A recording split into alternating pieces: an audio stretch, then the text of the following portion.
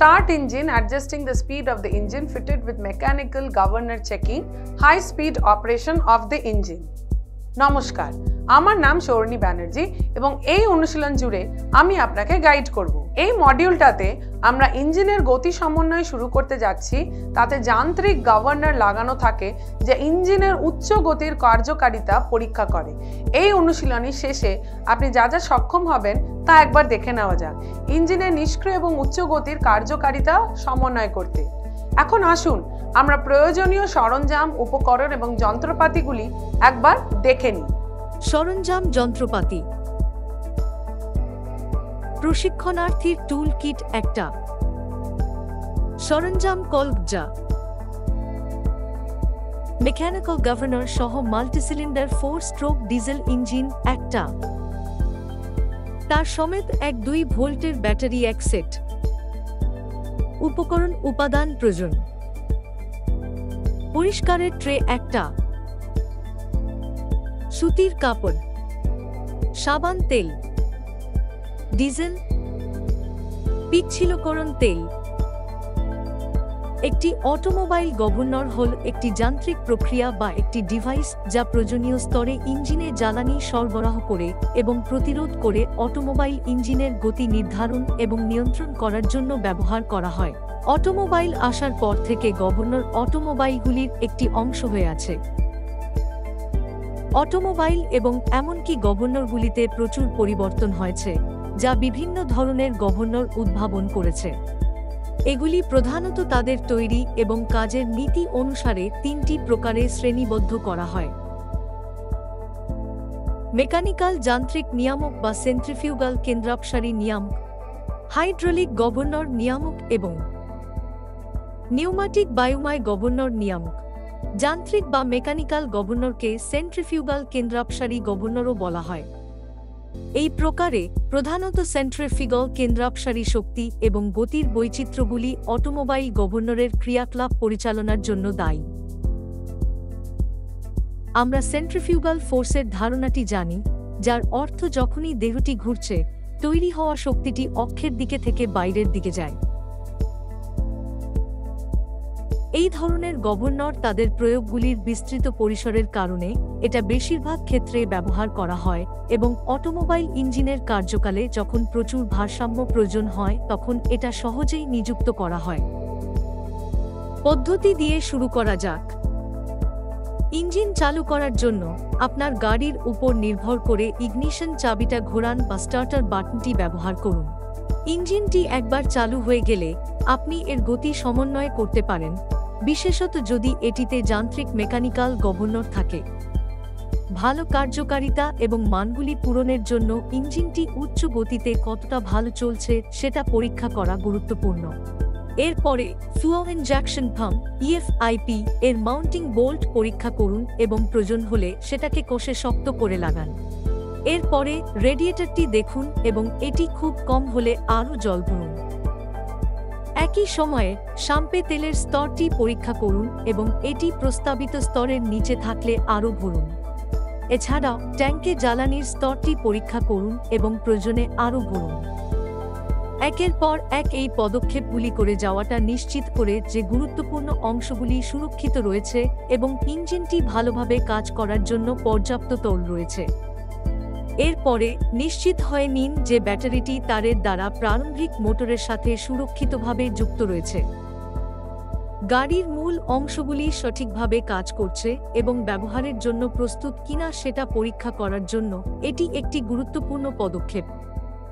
এই প্রক্রিয়াটা নিশ্চিত করে যে প্রয়োজনীয় বৈদ্যুতিক সংযোগটা রয়েছে আর গাড়িটি চালানোর জন্য প্রস্তুত কিনা সেটা নিশ্চিত করে। দ্রষ্টব্য: হ্যান্ড প্রাইমিং ডিভাইসের সাহায্যে সিস্টেম থেকে বাতাস মুক্ত না হওয়া পর্যন্ত ফুয়েল সিস্টেমকে ব্লিড করান।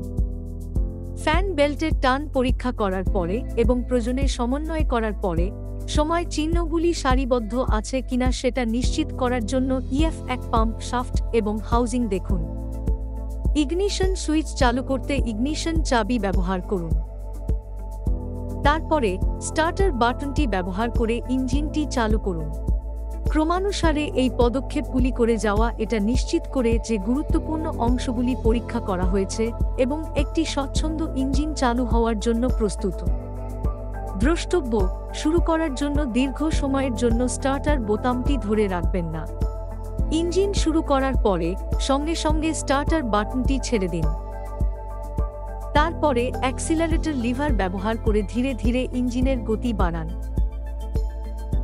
এটি করার সময় ইঞ্জিনের গতির দিকে গভীর মনোযোগ দিন।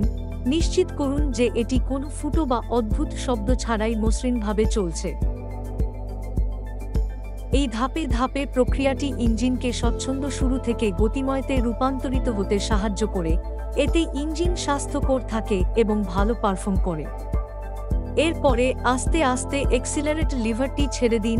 আস্তে আস্তে ইঞ্জিনের গতিটা কমিয়ে দিন। এই ধীরে ধীরে প্রক্রিয়াটি আপনাকে বিভিন্ন গতিতে ইঞ্জিনটি কিভাবে পারফর্ম করে সেটা পদ্ধতিগতভাবে পরীক্ষা করতে সাহায্য করে। ইচ্ছাকৃত পদ্ধতিটি নিশ্চিত করে যে ইঞ্জিনটি কম গতিতে রূপান্তরিত হওয়ার সাথে সাথে মসৃণ এবং প্রতিক্রিয়াশীলভাবে কাজ করে এর সামগ্রিক কার্যকারিতা সম্পর্কে মূল্যবান অন্তর্দৃষ্টি সরবরাহ করে। পরিদর্শন চালিয়ে যান, ইঞ্জিনটি দেখুন এবং এটি অনিয়মিতভাবে কাঁপছে কিনা সেটা পরীক্ষা করুন। এই গুরুত্বপূর্ণ পদক্ষেপটি ইঞ্জিনটি কিভাবে কাজ করে তাতে কোনো সমস্যা বা অসঙ্গতি আছে কিনা সেটা শনাক্ত করতে সহায়তা করে।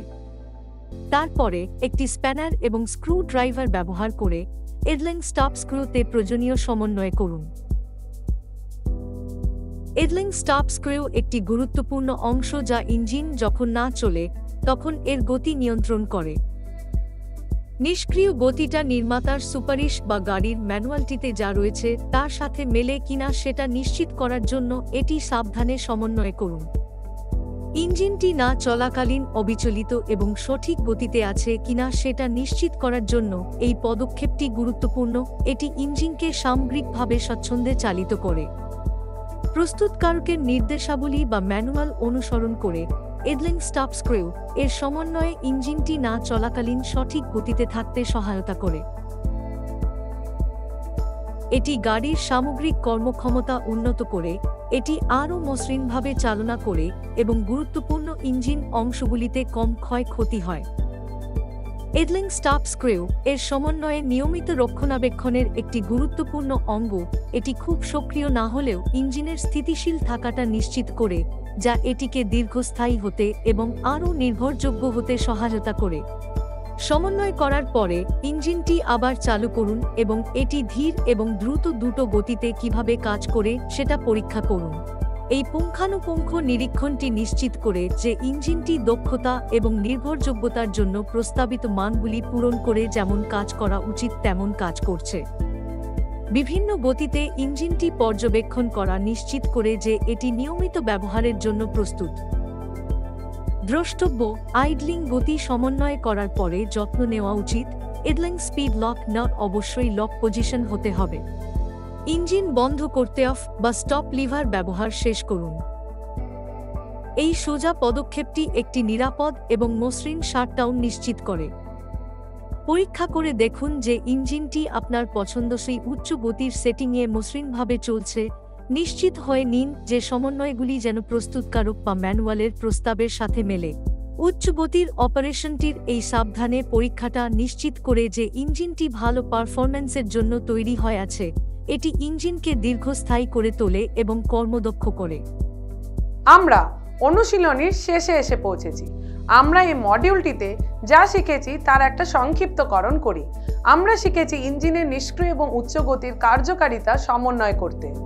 সুতরাং আমরা ইঞ্জিনের গতি সমন্বয় শুরু করতে শিখেছি যাতে মেকানিক্যাল গভর্নর লাগানো থাকে আর যা ইঞ্জিনের উচ্চ গতির কার্যকারিতা পরীক্ষা করে। আপনার প্রশিক্ষকের সাহায্যে এই অনুশীলনটি করুন। ধন্যবাদ।